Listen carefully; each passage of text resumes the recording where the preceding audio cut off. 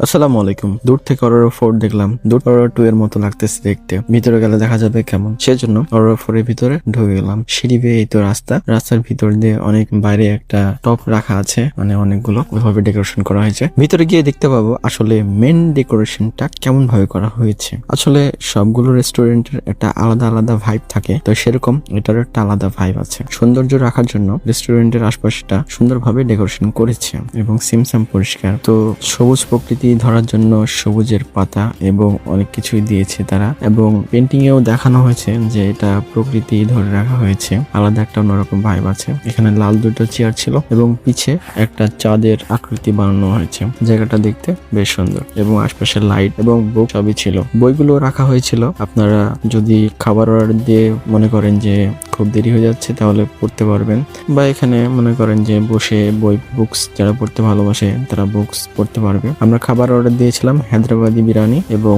সাথে অন্য কিছু ছিল। তো কোয়ান্টিটি খুব একটা বেশি ছিল না, কমও ছিল না, খাবার টেস্টি ছিল। 160 টাকার মধ্যে আর কি বাই নিবেন আপনি। তো আমরা খাওয়া দাওয়া করে সুন্দরভাবে বেরিয়ে চলে আসছিল।